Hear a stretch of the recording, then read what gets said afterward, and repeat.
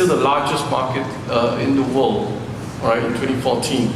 And you've seen also indications that products like smartphones, products like tablets are continuing to grow quite massively in this region. Later on, I'll show you how rapid these growth trends are. So just to recap, Asia Pacific will come down slightly by 1%. That's the forecast in 2014.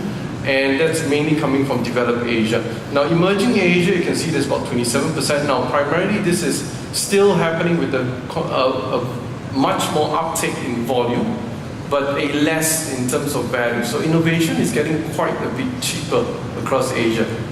Now, one very basic reason why Asia Pacific is the biggest market in the world, because that little circle you see there, that's 61% of the global population. So fundamentally why Asia Pacific is one of the largest markets in the world today, because that is housing most of where the people are. So you heard Friedemann Stocker talk about kitchens in India. So that's really evolving, that's really coming up, that's really true, because not too long ago they had really a very little middle class. And this is also why I talked about why Asia is so fragmented. If you look at the GDP and the inflation, so inflation is on the horizontal axis, GDP is on the vertical axis, you realize that it's all over the place.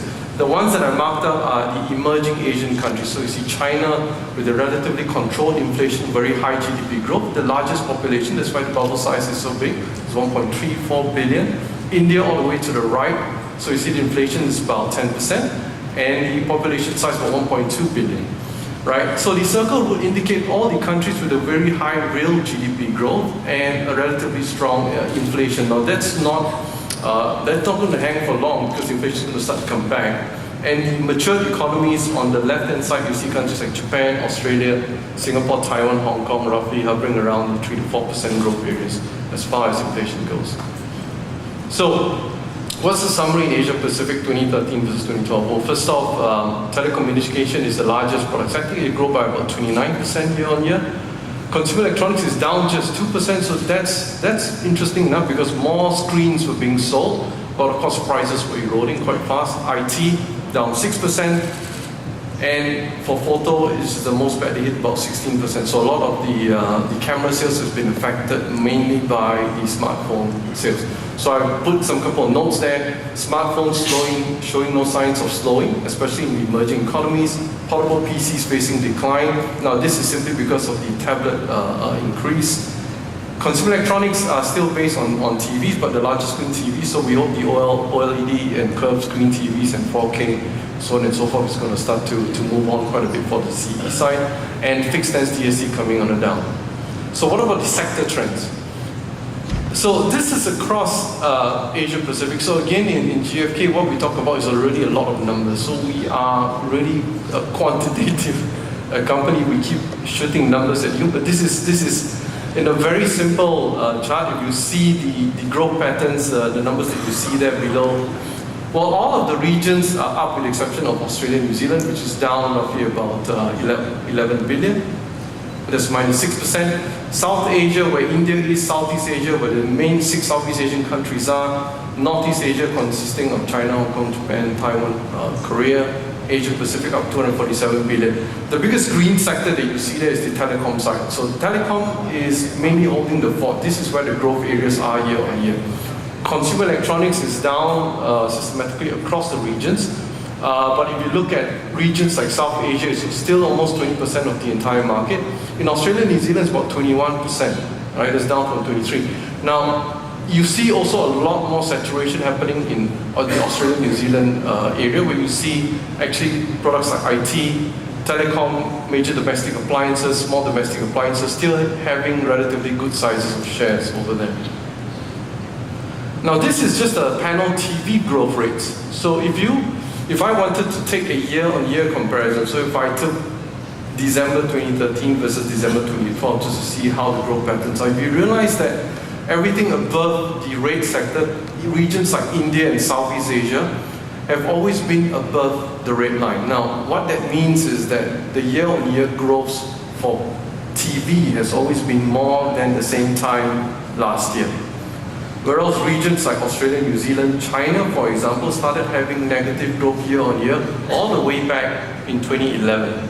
Right, so these are some of the points that I've listed there. So in 2013, the Greater China region, for example, positive growth digits into negative territory. Southeast Asia still remain positive. Now there's still quite a lot of transition actually happening from, believe it or not, the CRT segment.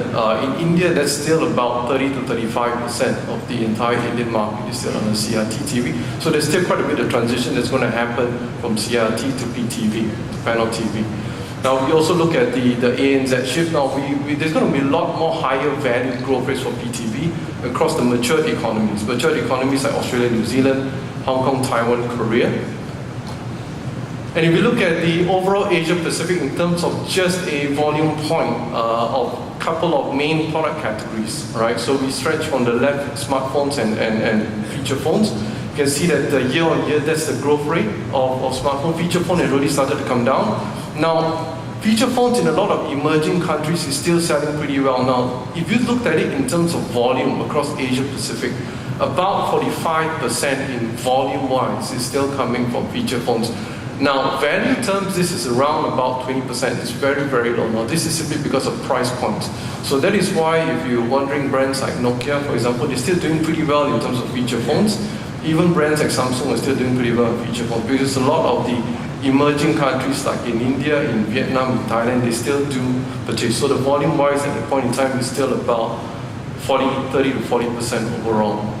Now, panel TV across year on year is about the same, so the market did not really erode that much. If you look at mobile computing on the other end, that's quite a big dip. Now, the increase is being taken up by media tablets, the second from the right, so that's grown quite tremendously. The major domestic appliances as well has done pretty well year on year. So overall, Asia Pacific has a positive trend in all of these product groups. What about some key product trends?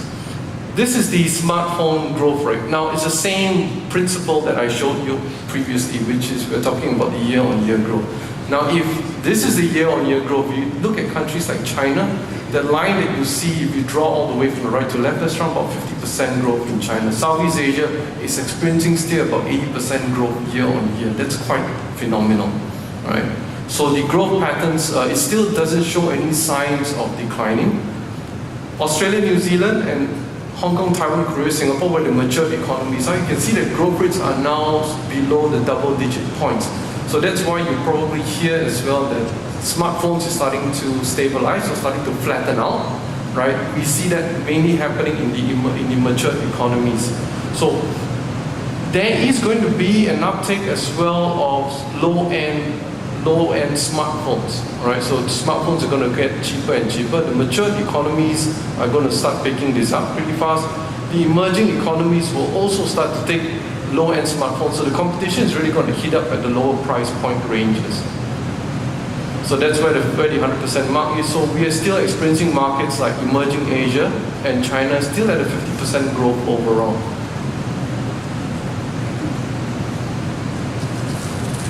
This is a chart which just shows simply one quite interesting phenomenon. You know, when we spoke about connecting devices, now docking speakers is one of the areas where we wanted to just understand whether it has developed over the years. If you look at the chart on the right, which is the developed markets, you can see that the docking, which is a red line, the built-in cradle, has started to really dip because most of the sales then went to wireless. That's the increase of the wireless, which is the wireless speakers.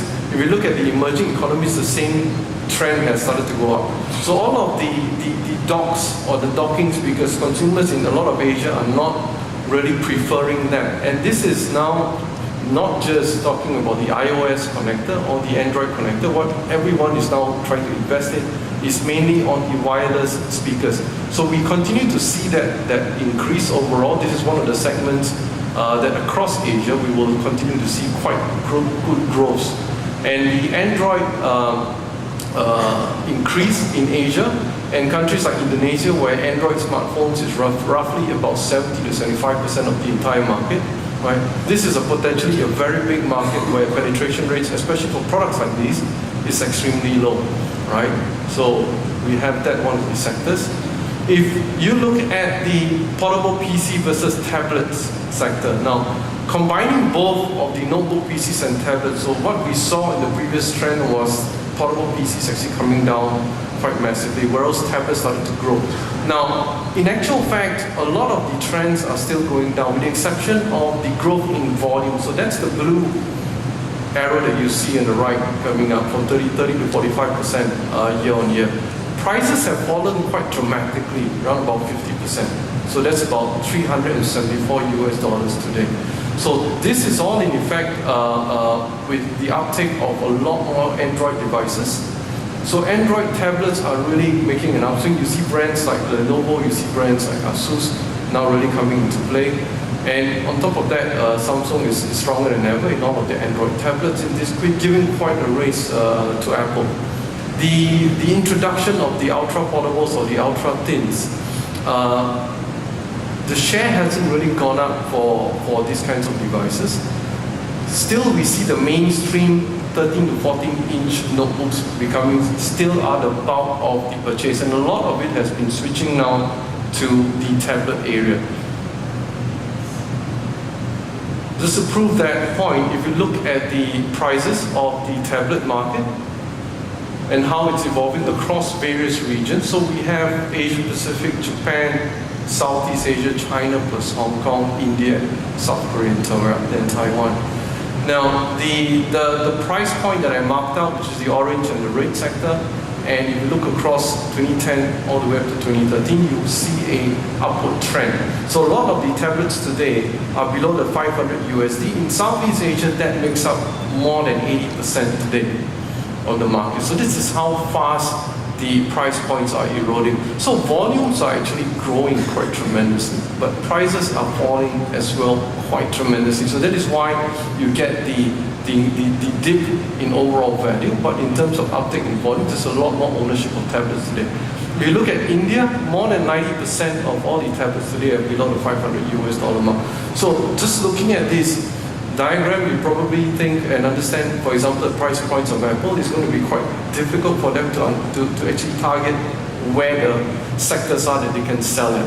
If you look at Korea and Taiwan, where in 2012, half of the market was about 500 to 750 USD, that has now switched over a span of 12 months. So this is how fast it's evolved. One of the things that's changed quite dramatically with the price points is the screen size of the tablets. Now, later on, towards the end, I have an interesting slide, I think, because I wanted to show as well, if you heard what's happening in China on the assembled tablets. I have a size of the assembled tablets. That's just going to come towards emerging Asia in no time, and prices are going to be pushed down even more. If you look at the screen size of 7.6 to 8.5 inch, that's a red bar, the red sector that you see growing year on year quite tremendously across all of the regions. You correlate that to the price that you saw. Right? So on average, the 7.9 or the 8-inch screens are going to be one of the growth drivers. So you saw that as well in CES, and you saw probably coming up in IFA, there's going to be quite a few manufacturers focusing on the 8-inch screen size. So that falls in the red sector that you see there. So that's driving screen sizes down. And if you took all the regions and you started to merge the notebook and tablet together, just these two sectors. Now take note that I've removed what we call phablets. Phablets are the larger screen size phones, and phablets will be below your 7-inch screen size. So if you, for example, the Note 3 would be considered a phablet. That's 5.7 inch. So if I took all the phablets out and just put tablets and notebooks together, 3 regions are already selling more tablets than they are notebooks, right? So these are the regions of Southeast Asia, Hong Kong, Taiwan, Korea, and Australia and New Zealand. If you look at Japan, it's still below the 50% mark. So eventually, but one thing you can see is all the lines are going upwards, right? So at some point in time, there's going to be more tablet sales, and I'm talking about screen sizes above 7 inch, than all of notebooks put together. So we've started to notice as well. There's a lot of tablets, especially in emerging countries, which is becoming the first device. Right, the first device instead of a notebook, people are just buying the tablet straight off. And for mature economies in households, tablets are becoming the third, fourth, or fifth device at home. So that's mostly when the transition happened towards Q4 2012. So just a segment on tablets because I focused on it quite a lot. One device to rule them all. So essentially the tablets, I think across all of the presentations that you've seen today, you realize that apps was one of the topics that we wanted to have apps in smartphones and tablets to control even products like your washing machines, refrigerators, I mean, of course, controlling your TVs, your gaming devices. So this is one of the fundamental usages. I think tablets sort of have that appeal, but right now, of course, there isn't a lot of consumers who are considering this at this point in time when they purchase a tablet, because at that low price points, a lot of people are just picking this up as just a secondary or third device. So applications like mobility, functionality make an ideal one-stop entertainment device for tablets. And retailers are also trying to get on this bandwagon. So a lot of retailers across Asia Pacific are putting a bit more forefront the tablets that they want to sell instead of the notebooks. So you realize in Asia there's this rearrangement of the shelving, right, where they start to put tablets way up in front. And to a lot of consumers, this is fundamentally a device which is not only just for maybe work, for their children or for their kids, but this is also largely an entertainment device. Very soon it's going to be a device that controls a lot of electronic stuff as well in your house. So sticking on that point, we've seen now in terms of volume, this is in sheer units, in sheer number of volumes. So across Asia Pacific, it's already crossed in 2014. For the rest of this year, it's probably going to cross the mobile computing numbers to reach about 62 million units across Asia Pacific. So we see that volume rising. Now, we started to look at a lot more households having this placed all over the home. If you look at the value, however, this is not yet touching even the size or the value of notebook computers. So the sales value of notebook computers still remain extremely high, 37 million. So this is why a value proposition comes into play. So households and families are finding out there's a lot more valuable, or a lot more value for money actually, to get a tablet instead of a notebook. So that's why you see that growth is still very far away in terms of notebook computers. Now, I wanted to see how this correlates to TVs, to PTV. So if I wanted to put another screen in front, so you got notebook screen, you have your tablet screen, and this is how your TV screen comes on, right? So when we talked about the ability for tablets now to actually take viewership away from your PTV, in fact, one of the trends that we see happening, especially across emerging Asia, is that the eyes or the eyeballs of a lot of consumers are now shifting to watching TV shows or movies on the tablet. So they don't then watch that same show at home on the TV, right? So especially in a lot of Asia, in matured Asia, where commuting is one of they spend a lot of times on the train, on the buses, on public transportation. Right? A lot of this viewership is going to the tablets.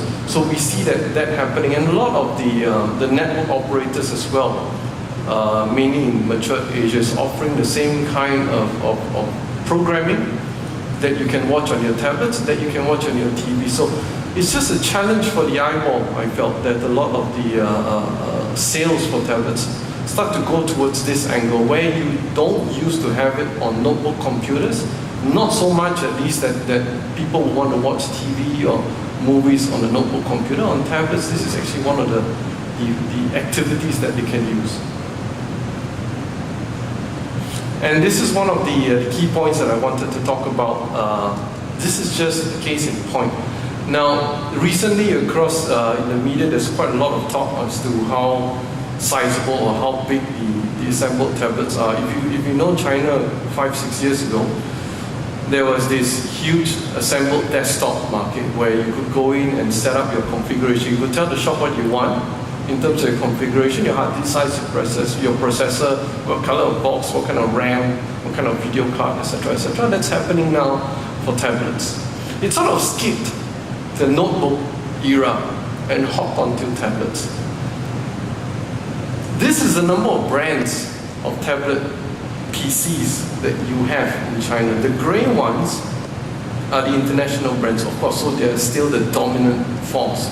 But look at how fast the growth is of all the other brands, which is the multiple colors that you see below and the multiple brands that you see on top. So these are all what we call the assembled tablets. And this is not even all of it, because unfortunately in GfK, although we're very good, we're not that good to track every single brand. So that's like probably 80% of everything that's being sold today in China. In fact, I think every other month a new brand is born. So essentially, it's quite difficult. And if you look at that picture that you see on the right, that's for those who come from China, that's in Shenzhen, where you can go in and actually tell the shop what kind of configurations you want in your tablets. Right? And you mainly get to choose the back cover, which is quite interesting how they sell it. They get to choose the back cover, and because the screens are all fixed. Okay. So that's an up and coming trend.